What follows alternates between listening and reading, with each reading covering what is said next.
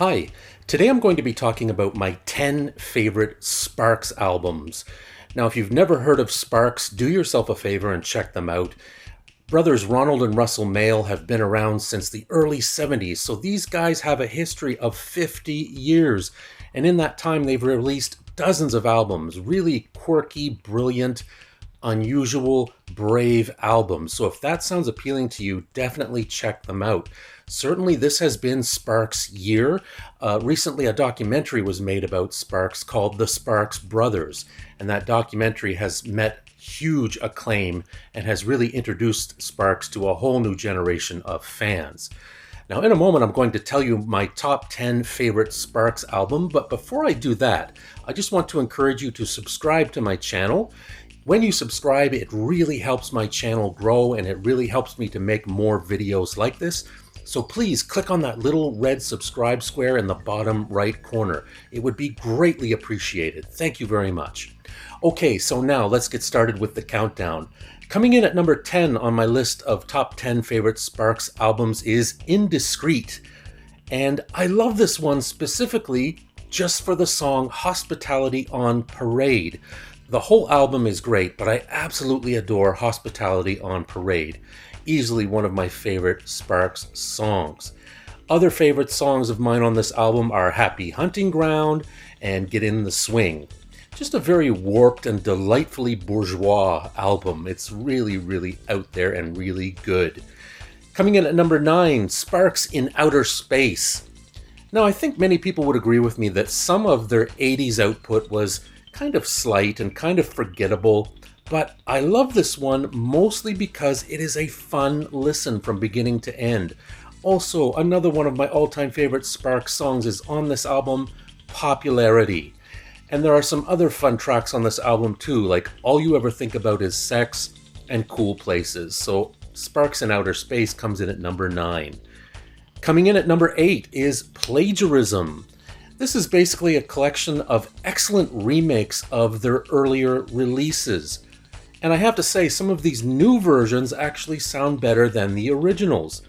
We have collaborations on this album with Erasure, Faith No More, Jimmy Somerville. What more could you ask for? This is just a really excellent revision of some of their earlier songs. Coming in at number 7, Angst in My Pants. Again, not a perfect album, but a fun one. I think the title track is superb. I love that song, Angst in My Pants. So simple, so powerful. And I also love the track Mickey Mouse. Coming in at number 6, Propaganda. This is gleefully arch and at times beautifully pompous, and it's always delightfully eccentric. It has a high degree of musicality, and the vocal harmonies are beautiful and brilliant. I love Propaganda. Coming in at number 5, Kimono My House. This is the one that really put Sparks on the map. This Town Ain't Big Enough for the Both of Us is cherished by a generation of listeners, especially overseas.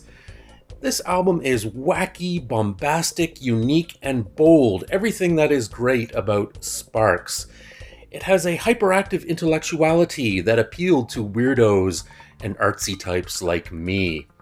Coming in at number 4, Little Beethoven. Now, some people might think this is an odd choice, one of their later albums, but it is one that I always loved. Now, when you talk about Sparks, words that you often hear people use about Sparks are quirky, odd, eccentric, and out there. I honestly feel Little Beethoven is Sparks at their most out there. I love tracks like Ugly Guys with Beautiful Girls, What Are All These Bands So Angry About, and I Married Myself. This one is so out there. I love it. Coming in at number 3, Terminal Jive. And this is another one that many Sparks fans probably wouldn't choose for their top 10, but I love it. It's essentially great early 80s synth pop. Of course, songs like When I'm With You, that was a huge hit in France. But I also love songs like Noisy Boys, and Stereo is a great Sparks song. It's fantastic. Coming in at number 2, Gratuitous Sax and Senseless Violins. With this one, Sparks brought their sound with great zeal into the 1990s. This one is very slick and polished and has a cool electronic sheen. When Do I Get to Sing My Way? One of my absolute favorite Sparks songs, but we also have songs like When I Kiss You, I Hear Charlie Parker Singing, The Ghost of Liberace, Now That I Own the BBC, I Thought I Told You to Wait in the Car. What a crazy title.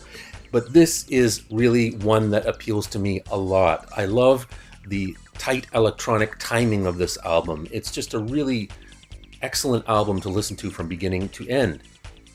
And coming in at number 1 from 1979, Number 1 in Heaven. Now this is a complete, total, undeniable classic.